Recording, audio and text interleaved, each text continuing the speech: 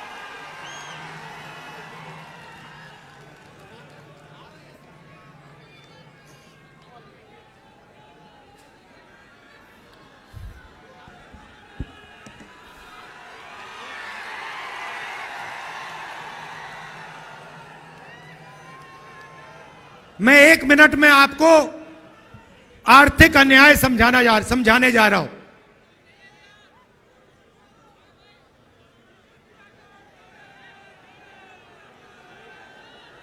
ये बिहार के मखाने इतने मजेदार है, ये खा गए होंगे उनको।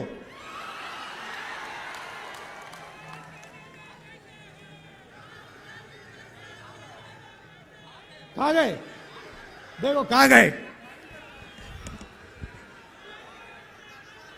हाँ, लाओ लाओ लाओ लाओ, उसको लाओ। थोड़ा मजा भी आना चाहिए। आ रहा है?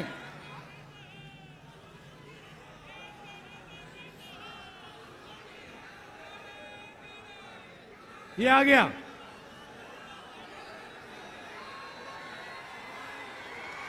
ये देखो कितना सुंदर मखाने का माला है। अब ये देखिए, मैं आपको मजेदार बात बताता हूं, इसको यहां लाइए। ये तकरीबन 10 किलो का है, ठीक है? इसको यहां रख दीजिए। ये बिहार के गरीब किसानों का खून पसीना है। सही बात है। ये बिहार के गरीब लोगों ने अपना खून पसीना देकर, घंटों पानी में बैठकर ये हमें दिया है। 10 किलो का है ये।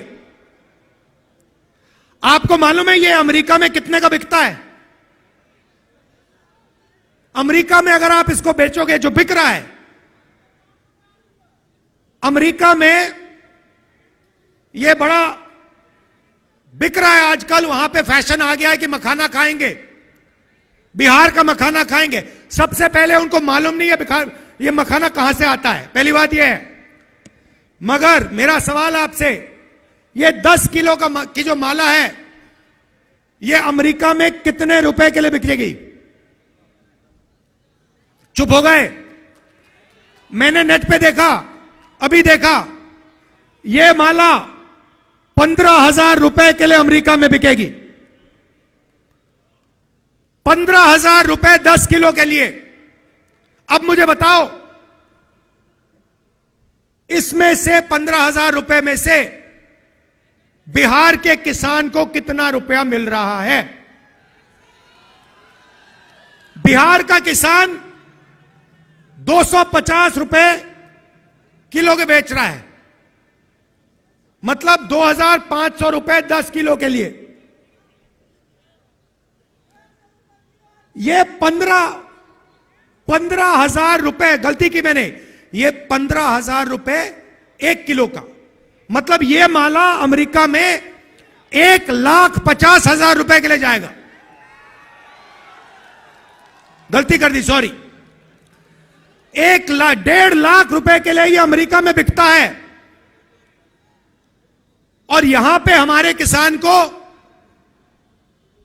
250 रुपए प्रति किलो, 2,500 रुपए 10 किलो के लिए। मैं आपसे पूछना चाहता हूं, ये पैसा जा कहां रहा है?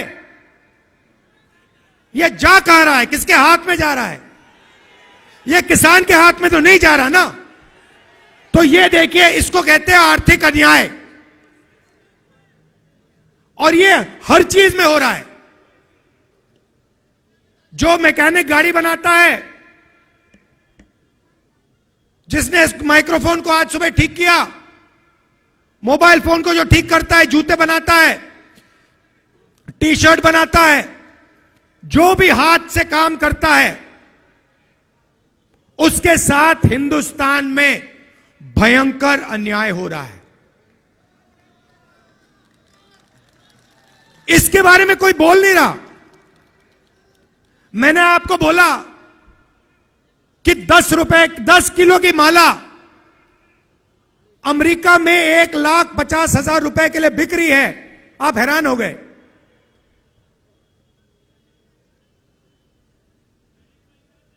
1,50,000 रुपए ये पड़ा हुआ है हमारे सामने।